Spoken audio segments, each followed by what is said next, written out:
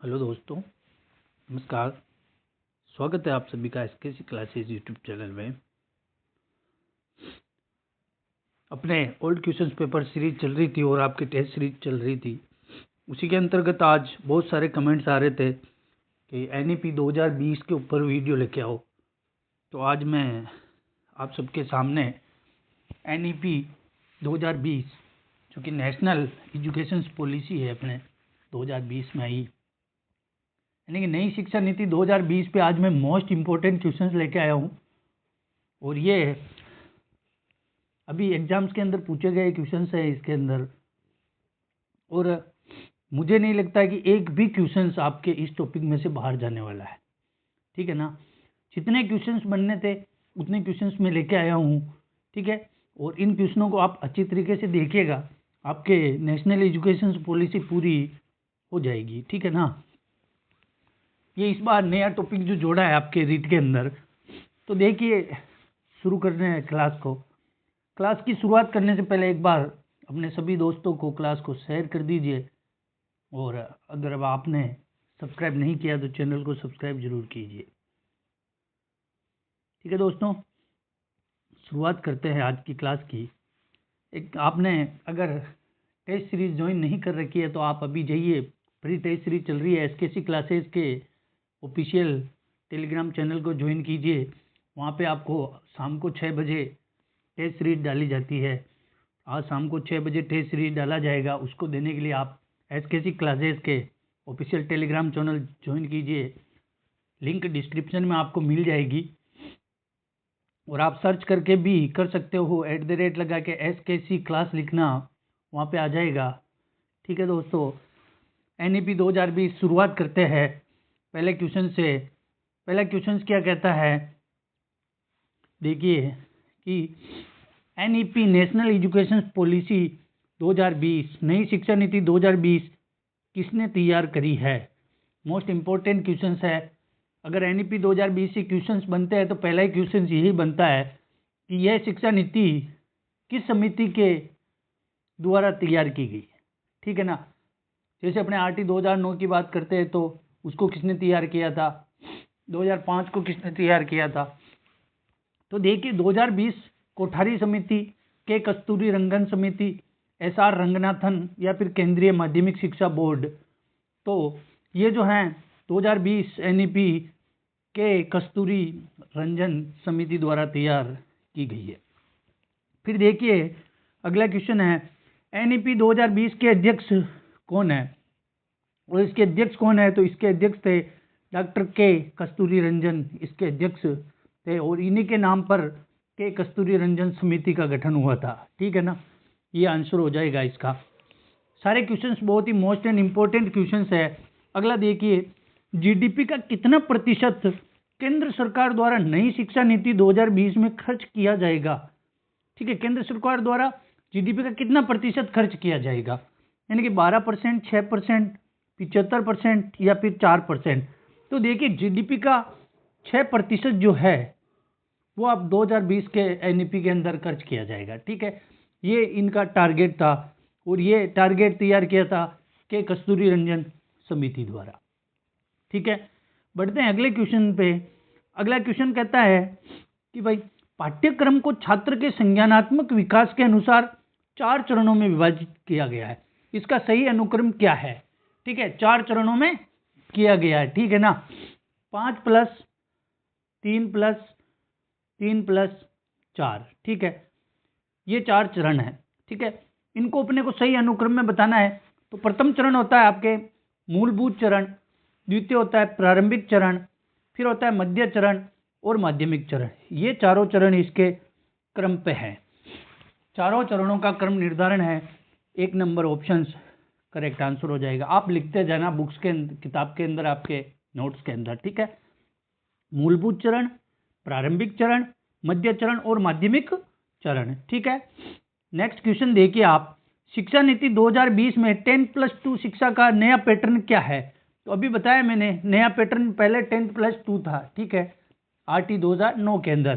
तो अभी जो इसका पैटर्न है 5+3+3+4। ठीक है, इसको अच्छे से याद रखना आपको। इस पैटर्न पर क्वेश्चन बना जाएगा 100%। इस पर ही क्वेश्चन, या तो क्वेश्चन इसी पे बनेगा, ठीक है, या फिर क्वेश्चन बनेगा इन चरणों को क्रम से रखवाना, इससे पहले वाला क्वेश्चन था, ठीक है, और या फिर बनेगा ये कौन सी समिति की रिपोर्ट पर तैयार किया गया। ये इन 3 क्वेश्चनों में से एक क्वेश्चन बनने की 99% संभावना है रीट के अंदर, ठीक है। फिर देखिए अगला क्वेश्चन है कि नई शिक्षा नीति 2020 में मानव संसाधन विकास मंत्रालय को क्या नाम दिया गया। मानव विकास जो मंत्रालय है, मानव संसाधन विकास मंत्रालय, उसको क्या नाम दिया गया है इस शिक्षा के अंतर्गत। तो उसका नाम मानव संसाधन मंत्रालय, नया शिक्षा मंत्रालय, विकास मंत्रालय या फिर शिक्षा मंत्रालय। तो मानव संसाधन विकास मंत्रालय जो था उसका नया नाम जो दिया है वो शिक्षा मंत्रालय दिया है।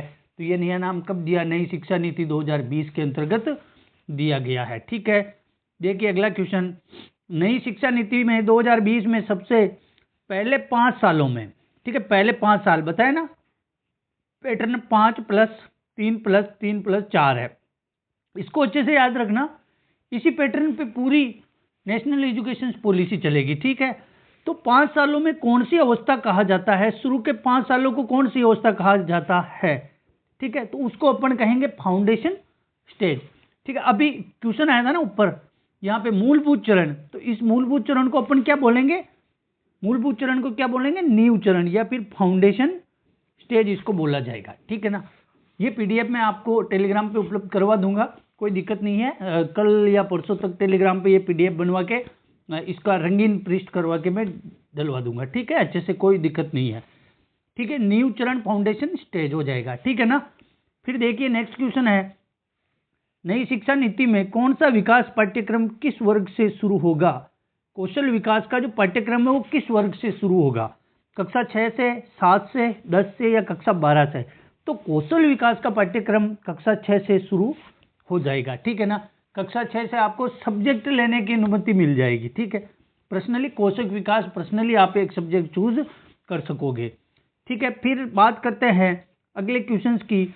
तो एनईपी 2020 में एक छात्र को उसकी मातृभाषा में न्यूनतम कितनी कक्षा तक पढ़ाया जाना चाहिए, कौन सी क्लास तक अपनी मातृभाषा में उसको पढ़ाया जाना चाहिए, ये इस नई शिक्षा नीति 2020 में कितनी कक्षा तक बताया गया है।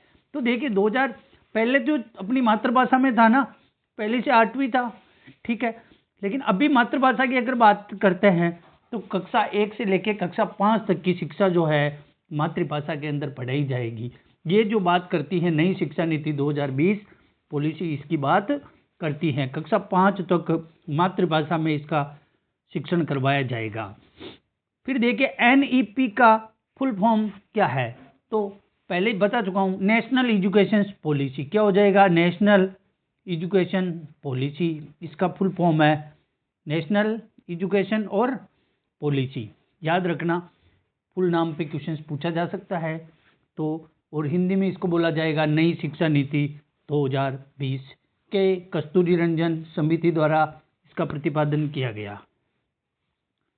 आगे देखिए, हाल ही में एनईपी को कब संशोधित किया गया। अब एनईपी को संशोधित कब किया, नेशनल एजुकेशन पॉलिसी को कब संशोधित किया गया।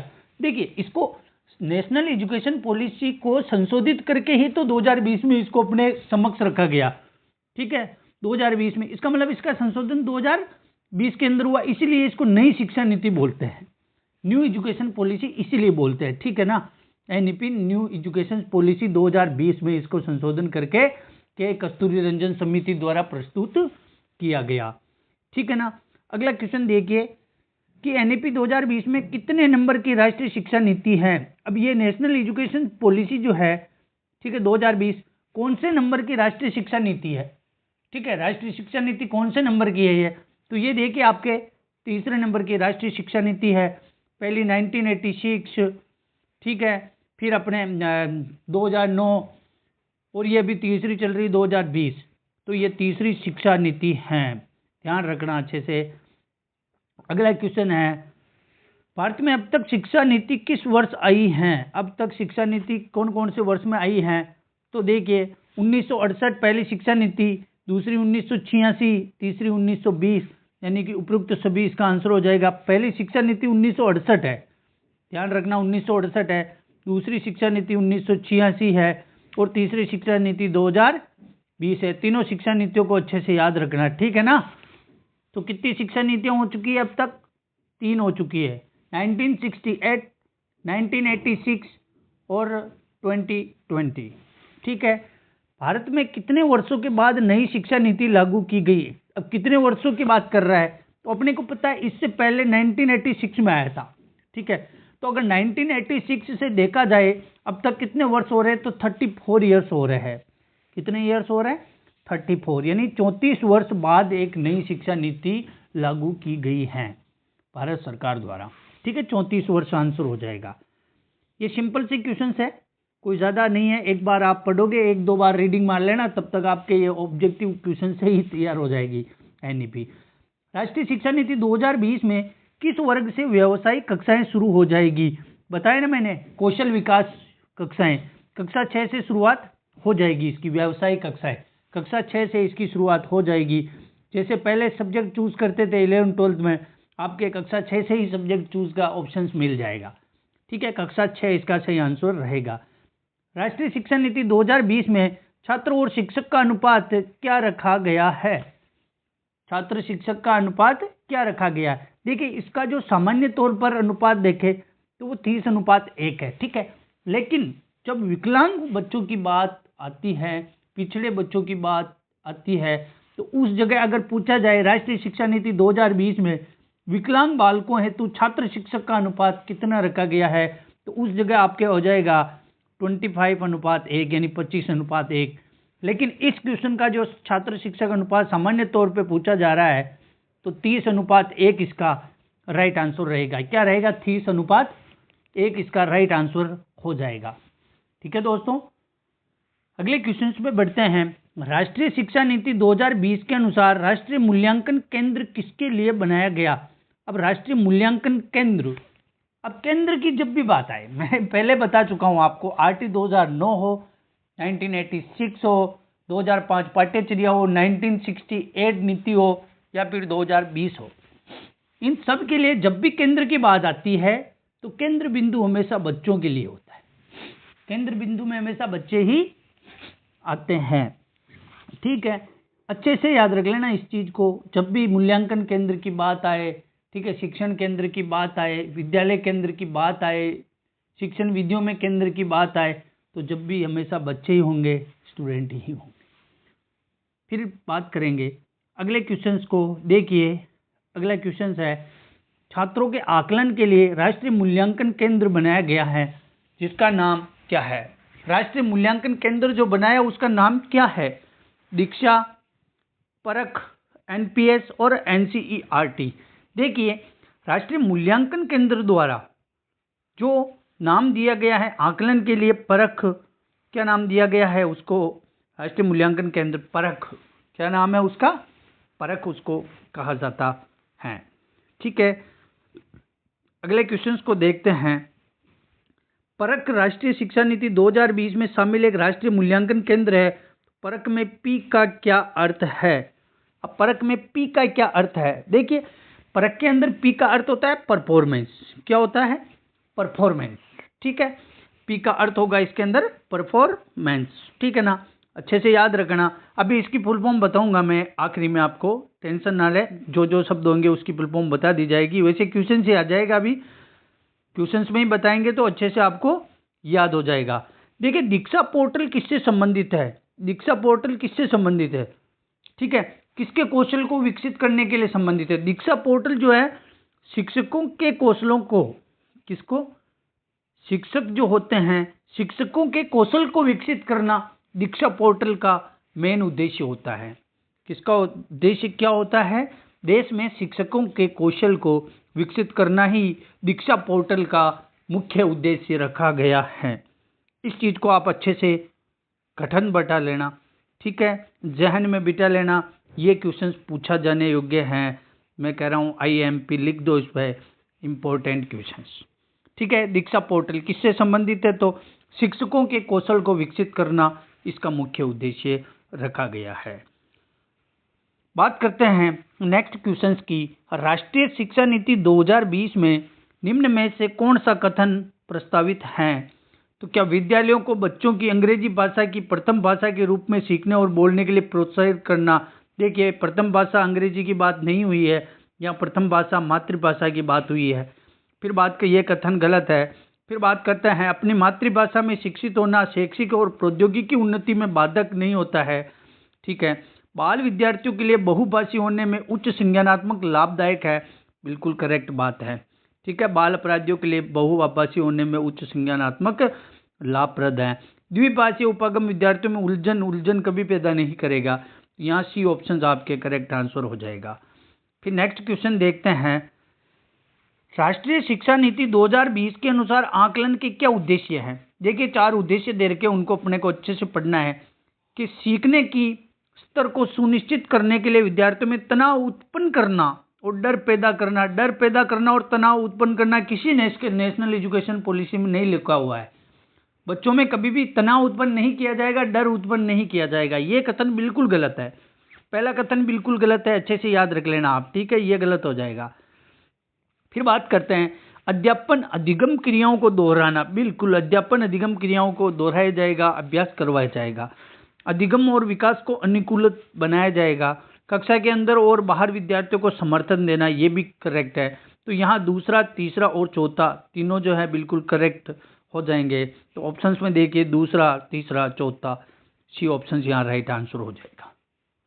ठीक है, अच्छे से, कभी भी डर पैदा नहीं करती नेशनल एजुकेशन पॉलिसी। कभी ना तो डर पैदा करती है, ना बच्चों के अंदर तनाव लाती है। ठीक है, याद रख लेना, ये चीजें गलत, ये नेगेटिव फैक्ट होते हैं। नेगेटिव फैक्ट कभी अपने को करना ही नहीं है। ठीक है, नेक्स्ट क्वेश्चन देखो आप कि राष्ट्रीय शिक्षा नीति 2020 क्या सिफारिश करती है।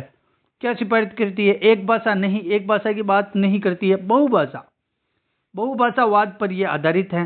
ठीक है, बहुभाषावाद पर यह आधारित है। एक भाषा नहीं, मातृभाषा, ठीक है, और बहुभाषा पर यह आधारित है। फिर बात करते हैं अगले क्वेश्चन की।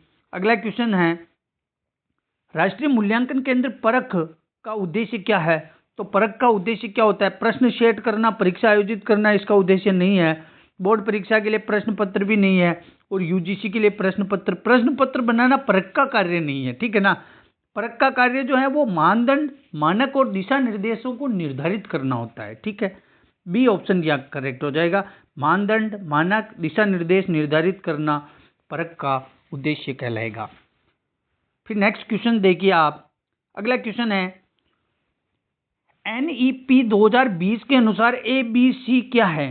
अब एबीसी क्या है? एबीसी एक शिक्षा बैंक क्रेडिट, क्या कहा जाएगा इसको? एबीसी क्या है? एबीसी शिक्षा बैंक क्रेडिट है, इसको शिक्षा बैंक क्रेडिट बोला जाएगा। एबीसी की फुल फॉर्म भी पूछा जाएगा तो भी शिक्षा बैंक क्रेडिट कहा जाएगा। ठीक है, देखिए अच्छे से देखना आप क्वेश्चनों को, बहुत शानदार क्वेश्चन है ये सभी। ठीक है, अगला क्वेश्चन पूछ रहा है, एबीसी का फुल फॉर्म जो अभी बताया था, हिंदी में आपको शिक्षा बैंक क्रेडिट, और इंग्लिश में होता है एकेडमिक बैंक ऑफ क्रेडिट। क्या बोला जाएगा? एकेडमिक बैंक ऑफ क्रेडिट, याद रख लेना। ठीक है, ये शिक्षा बैंक क्रेडिट है तो इसको एकेडमिक बैंक क्रेडिट बोला जाएगा। ठीक है, एबीसी, ये क्वेश्चंस बनने लायक है, बिल्कुल बनने लायक क्वेश्चंस है ये। एबीसी एक फॉर्मूला रखा गया है, इस फॉर्मूले की जो फुल फॉर्म है वो है एकेडमिक बैंक ऑफ क्रेडिट, यानी कि शिक्षा बैंक क्रेडिट, इसका आंसर राइट रहेगा। फिर देखिए, राष्ट्रीय शिक्षा नीति 2020 में प्री स्कूल स्तर 3 के लिए उपयोग की गई पारिभाषिक शब्दावली क्या है? तो प्री स्कूल स्तर 3, ठीक है, उसके लिए बाल वाटिका नाम दिया गया है। फर्स्ट में 5 बताए ना, तो उसके अंदर 1, 2, 3, तो ये तीसरा चरण है, उसको बाल वाटिका कहा जाएगा। क्या कहा जाएगा? बाल वाटिका। मोस्ट एंड इम्पोर्टेंट है, इसको अच्छे से याद रखना आप लोग। ठीक है, पीडीएफ उपलब्ध करवा दूंगा, वहां से आप बार बार इसको अभ्यास करते रहना, अपने आप ही आपके आंसर सोल्व हो जाने लग जाएंगे। फिर बात करते हैं अपन, राष्ट्रीय शिक्षा नीति 2020 में स्कूली शिक्षा के किस चरण में बच्चों के बीच शिक्षण के न्यूनतम स्तर उल्लेख हैं? किस चरण में? ठीक है, तो प्राथमिक चरण में जो है बच्चों के बीच शिक्षण के न्यूनतम स्तर का उल्लेख होता है, प्राथमिक चरण। बी ऑप्शन राइट होगा। ठीक है, आपको एक मैं आपको टेलीग्राम पे डालूंगा, थोड़ी बहुत इसकी थ्योरी डाल दूंगा, ठीक है। उस थ्योरी को आप पढ़ लेना, ठीक है। आज नहीं तो कल मैं डाल दूंगा, आज टेस्ट के कारण टाइम नहीं मिलेगा, टेस्ट बनाया जाएगा तो ठीक है, तो मैं कल इसका डाल दूंगा। आप अच्छे से इसको पढ़ लेना, एक बार थ्योरी पढ़ लेना, फिर बाद में और भी क्वेश्चंस डाल दूंगा मैं, ठीक है। 101 क्वेश्चंस के आसपास डाल दूंगा, पूरी एनईपी आपके कंप्लीट हो जाएगी, ठीक है ना। ज़्यादा समय नहीं देना है, ये याद रख लेना। बार बार यूट्यूब पे बार बार अलग अलग क्लासें मत देखो, एक क्लास देख लो कोई सी भी, सेम में यही क्वेश्चंस पूछे जाते हैं और कुछ नहीं है, क्वेश्चंस है, ठीक है। थ्योरी में बता दूंगा आपको, और भी थ्योरी में डाल दूंगा आपके टेलीग्राम पे। देखिए, राष्ट्रीय शिक्षा नीति 2020 शुरुआती कक्षाओं में बच्चों को किस प्रकार के क्रियाकलाप के अवसर दिए जाने की बात करती है। तो शुरुआती कक्षाओं में हमेशा सृजनात्मकता, जिज्ञासात्मक, आयु एवं विकास के अनुरूप जो है क्रियाकलाप करने के अवसर प्रदान करती हैं, ठीक है। जब शुरुआती कक्षाओं में बच्चों को अच्छा वातावरण मिलेगा, ठीक है। रटंत प्रक्रिया पर ये भी कभी बल नहीं देती, याद रख लेना। रटंत प्रक्रिया पर बल नहीं देती हैं, इस चीज को अच्छे से याद रख लेना। मैं बता रहा हूं आपको, एनईपी 2020 के अंदर ये रटंत विद्या पर कभी भी बल नहीं देती है, ध्यान रखना। यह जो है प्रोजेक्ट मेथड पर सबसे ज्यादा बल देती है, और यह सृजनात्मकता, जिज्ञासात्मक और आयु विकास के अनुरूप जो है क्रियाकलाप के अवसर देती है एनईपी 2020। एनईपी 2020 से क्वेश्चंस तो श्योर आना है, इस बार नहीं जुड़ी है ये टॉपिक, तो इससे क्वेश्चंस तो 100% आएगा। देखिए, राष्ट्रीय शिक्षा नीति 2020 द्वारा अनुशंसित स्कूली शिक्षा की संरचना क्या है। देखिए, राष्ट्रीय शिक्षा नीति 2020 द्वारा अनुशंसित स्कूली शिक्षा की संरचना क्या बताई थी, मैंने बताई थी अभी स्टार्टिंग में, मैंने 5 + 3 + 3 + 4, यह जो है स्कूली शिक्षा की संरचना बताई गई है, ठीक है। फिर इसके अंदर बात करते हैं अपन, अगली बात करते हैं, क्वेश्चंस देखते हैं अगला। सामाजिक आर्थिक रूप से वंचित समूहों के छात्रों का अवतरण निश्चित करने के लिए राष्ट्रीय शिक्षा नीति 2020 प्रस्तावित करता है कि पाठ्यचर्या और शिक्षा शास्त्र हैं। तो पाठ्यचर्या और शिक्षा शास्त्र जो है वो संलग्न और संदर्भित होते हैं, एक दूसरे से संलग्न होते हैं और संदर्भित होते हैं, ये इसका राइट आंसर रहेगा, ठीक है दोस्तों। बहुत ही मतलब थोड़े बहुत क्वेश्चंस इसके रह गए हैं, मेरे को टाइम नहीं मिला, इसी कारण से मैं नहीं बना पाया हूँ, ठीक है। लगभग इसके जितने क्वेश्चन बनने थे मैंने बना दिए हैं सारे, लगभग 20-25 क्वेश्चन या 30 क्वेश्चन लगभग और मान लो आप, कल वाली क्लास में मैं करवा दूंगा। कल वाली क्लास में आपको 30 क्वेश्चन और करवा दूंगा, तो नेशनल एजुकेशन पॉलिसी जो है आपके बिल्कुल क्लियर हो जाएगी। और हाँ, अब एक बात है जो मैं आपको क्लियर कर देता हूँ, अभी अपने साइकोलॉजी की टेस्ट सीरीज चल रही है, वो भी फ्री ऑफ कॉस्ट। मैंने 5 टेस्ट सीरीज फ्री देने का वादा किया था, और वादे के मुताबिक मैं वो कर रहा हूँ। आज अपना तीसरा टेस्ट रहेगा, वो शाम को 6 बजे से 8 बजे के बीच में मैं कभी भी डाल दूंगा। देखिए, मेरे को टाइम नहीं मिला कल, इसलिए टेस्ट बना नहीं, तो आज वो बन जाएगा टेस्ट। अभी टीम काम कर रही है उसके ऊपर, तो देखिए ये टेस्ट अपलोड हो जाएगा 8 बजे तक। किसी भी हालत में वो टेलीग्राम के चैनल से मैं आपको सूचित कर दूंगा, ठीक है ना। आप टेलीग्राम पर जरूर ज्वाइन हो जाइए, टेलीग्राम व्हाट्सएप कम्युनिटी को आप ज्वाइन कर लीजिए, जो भी सूचनाएं हैं वहाँ पे प्रदर्शित कर दी जाएगी, ठीक है। और अच्छे से पढ़ाई करो आप। और देखिए कि मैंने कहा था और आपके समक्ष मैंने प्राइस भी रखा था कि आगे जो अपने को ये 5 टेस्ट सीरीज में 25 तारीख तक किसी भी हालत में पूरी करवा दूंगा। उसके बाद में मैं रीट के पेपर तक आपको 30 टेस्ट सीरीज देने की बात करता हूँ। 30 टेस्ट सीरीज जो मैं आपको उपलब्ध करवाऊंगा, उसके अंदर प्लेटफॉर्म ना मिला है, तो इस कारण से उसकी नॉर्मल जो शुल्क है वो आप सबके समक्ष मैंने 200 रुपये रखा है। वो आप सब ने ही कहा था कि 200 रुपये नॉर्मल है। 30 टेस्ट सीरीज, देखिए 200 में 30 टेस्ट सीरीज मिल रही है आपको, तो लगभग क्या है कि आपके 6-7 रुपये की एक टेस्ट सीरीज मिल रही है, लगभग 6 से 7 रुपये की। तो ये इतना कोई बड़ा महत्व तो नहीं है। हाँ, इसके अंदर भी अगर किसी को कोई प्रॉब्लम है कि मैं 200 में नहीं ले सकता हूँ, तो वो डायरेक्टली मेरे को मैसेज कर सकता है, और मैसेज नंबर दे देता हूँ मैं 9351। इस नंबर्स पे आप मेरे को डायरेक्ट मैसेज डाल के बता सकते हो कि ये मेरे से नहीं हो पाएगा, इतने पैसे नहीं दे पाता हूँ, उसके अंदर कंजक्शन कर दिया जाएगा थोड़ा बहुत।